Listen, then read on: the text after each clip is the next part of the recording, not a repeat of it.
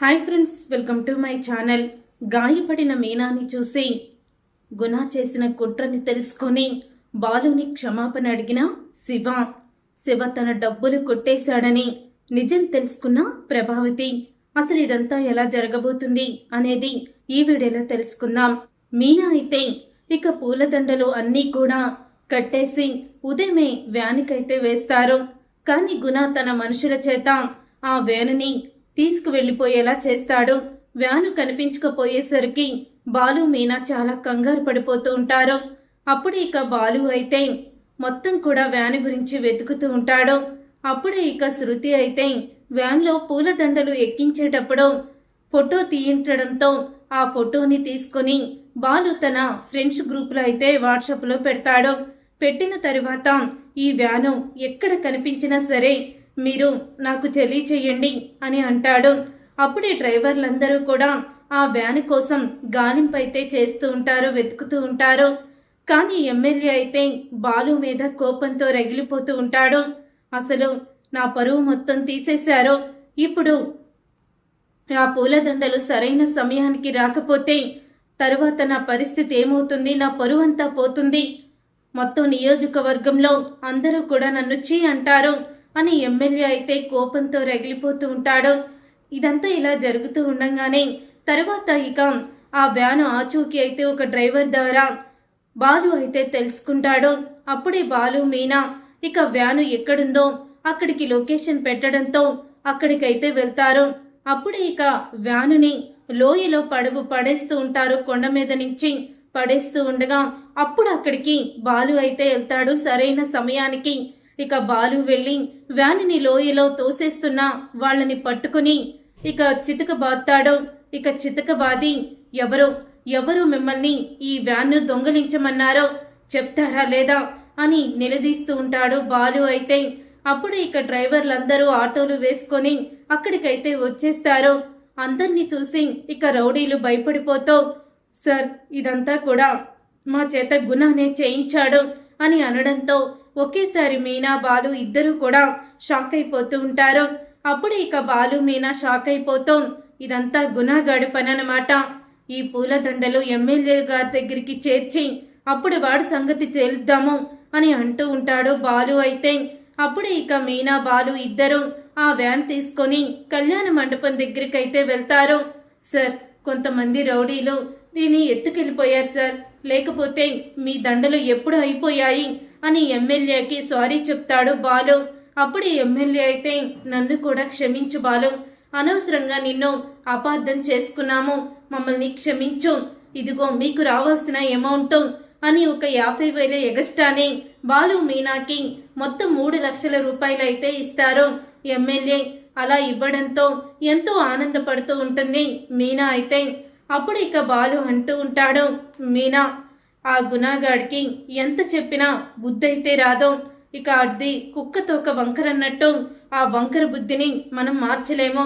ఇప్పుడు గొడవ పెట్టుకున్నంత మాత్రాన ప్రయోజనం ఏమీ లేదు, అందుకని వాణ్ణి వదిలేసేద్దాం అని అంటూ ఉంటాడు బాలు అయితే. తరువాత ఇక మీనా సరేనండి నేను ఇంటికి వెళ్తాను అని మీనా అయితే ఇంటికి వెళ్లకుండా సరాసరి గుణ దగ్గరికి అయితే వెళ్తుంది. ఇక గుణ దగ్గరికి వెళ్ళి అప్పుడే ఇక మీనా అయితే గుణ చెంప పగలగొడుతుంది. ఒక్కడుగా మమ్మల్ని ఎదురుగుండా వచ్చి ఢీ కొట్టే సత్తా లేక ఇలాగా దొంగచాటుగా మమ్మల్ని దెబ్బ కొట్టాలని చూస్తున్నావా? నీలో అంత సత్తా ఉంటే మమ్మల్ని నేరుగా ఎదుర్కో, నా భర్తని నేరుగా ఢీకొను. నా భర్తకి ఎదురుగా రాలేక నా భర్త సత్తాకి నువ్వు లొంగిపోయి ఇప్పుడు ఇలాంటి చిల్లర వేషాలు వేస్తున్నావా అని అంటూ ఉంటుంది మీనా అయితే. తరువాత ఇక బాలుకైతే మీనా గుణ దగ్గరికి వెళ్ళిన విషయం తెలిసి బాలు అక్కడికి పరుగునైతే వెళ్తాడు. అలా వెళ్ళిన తరువాత అప్పుడే ఇక బాలు చూస్తూ ఉండగానే గుణ అయితే మీనాని పక్కకి నెట్టేస్తాడు. దాంతో మీనా తలకి గాయమవుతుంది. నా భార్య మీదే చేసుకుంటావా అంటూ బాలు గుణాని చంప పగలగొట్టి చితకబాతాడు. అప్పుడు ఇదంతా తెలుసుకొని మీనా అయితే వదిలేయండి మనకెందుకు అంటూ ఉంటుంది. అప్పుడు ఇక మీనా తలకి దెబ్బ తగిలి స్పృహ కోల్పోతుంది. స్పృహ కోల్పోయిన మీనాని హాస్పిటల్కి అయితే తీసుకువెళ్తాడు బాలు. ఈ విషయం తెలుసుకున్న సుమతి, పార్వతి అలాగే శివ అందరూ కూడా అక్కడికైతే వెళ్తారు. వెళ్ళిన తరువాత అప్పుడే మీనాకైతే తలకి కట్టేస్తారు. ఇదంతా నీ వల్లే జరిగింది అని అంటూ ఉంటాడు. శివని అయితే ఆ గుణగాడు మా మీద కోపంతో ఇదంతా చేయించాడు. ఈ రోజు మీ అక్క గాయమవడానికి కూడా వాడే కారణం అని బాలు అనడంతో అప్పుడే కోపంగా ఇక గుణ దగ్గరికైతే వెళ్తాడు శివ. గుణ దగ్గరికి వెళ్ళేసరికి ఏంటన్నా నువ్వు ఆ బాలుగాడు అలా కొడుతూ ఉంటే ఏమి మాట్లాడకుండా మౌనంగా ఎందుకుంటున్నావు అని అంటూ ఉంటే, రే ఆ శివగాడికి మనమే ఆ పూల వ్యానని దొంగలించామని వాళ్ళ అక్క గాయానికి కారణమని తెలియకూడదురా. తెలిస్తే మన గుట్టులన్నీ వాడి దగ్గరే ఉన్నాయి, ఎలాగైనా వాడు రెచ్చిపోతాడో అని అంటూ ఉంటాడు. గుణ అయితే నిజం తెలుసుకొని గుణ నిజస్వరూపం తెలుసుకున్న శివ ఇప్పుడు గుణతో గొడవ పడకూడదు, సైలెంట్ గా వీడినిచ్చి తప్పించుకోవాలని ఆలోచించి హాస్పిటల్కి అయితే తిరిగి వెళ్తాడు. అప్పుడు ఇక ప్రభావతి, సత్యం అయితే హాస్పిటల్కి అయితే వస్తూ ఉంటారు. అప్పుడు ఇక డిశ్చార్జ్ చేస్తూ ఉంటారు మీనాని. మీనా డిశ్చార్జ్ అయ్యి తలకి కట్టుకొని బయటికి వస్తుంది. అలా బయటికి వచ్చిన మీనా కాళ్ళ మీద పడి క్షమాపణ అడుగుతాడు. శివ, నన్ను క్షమించక్క. ఆ గుణ గురించి ఎంత చెప్పినా వినిపించుకోకుండా వాడి కింద నేను ఒక కుక్కలాగా ఇన్ని రోజులు పనిచేశాను. వాడి నిజస్వరూపం తెలుసుకున్నాను, నన్ను క్షమించక్క అంటూ క్షమాపణ అడుగుతాడు. నువ్వు అడగాల్సింది నన్ను కాదు క్షమాపణ, మీ బావని అని అంటూ ఉంటుంది మీనా. నన్ను క్షమించు బావా అని అంటూ ఉంటాడు. శివ అయితే నేను మీ అమ్మ దగ్గర డబ్బులు కొట్టేశానన్న విషయం ఎవ్వరికీ కూడా చెప్పకుండా మమ్మల్ని ఎప్పటికప్పుడు నువ్వు కాపాడుతూనే వచ్చావు. నేను అది కూడా అర్థం చేసుకోకుండా నిన్ను చాలా బాధ పెట్టాను బావా అని అంటూ శివ అయితే చెప్తూ ఉంటాడు. అప్పుడే ఇక సరిగ్గా ప్రభావతి, సత్యం అక్కడికైతే వస్తారు.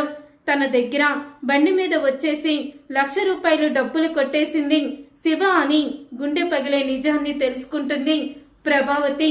అప్పుడు ఇక సత్యం అయితే, ప్రభా ఇంటికి వెళ్ళాక మాట్లాడుకుందాం, ఇది హాస్పిటల్, ఇప్పుడేమీ అనొద్దు, ముందు ఇక్కడి నుంచి పద నువ్వు అని అంటూ ప్రభావతిని సత్యం అయితే అక్కడి నుంచి తీసుకువెళ్ళిపోతాడు.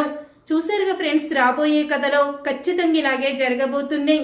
ఇప్పుడు మరి ప్రభావతి తన డబ్బులు కొట్టేసింది శివ అని నిజం తెలుసుకొని ఇప్పుడు మీనా బాలు విషయంలో నిజం దాసినందుకు ఎటువంటి నిర్ణయం తీసుకోబోతుంది, ఏం జరగబోతుంది అనేది రాబోయే కథలో తెలుసుకుందాం.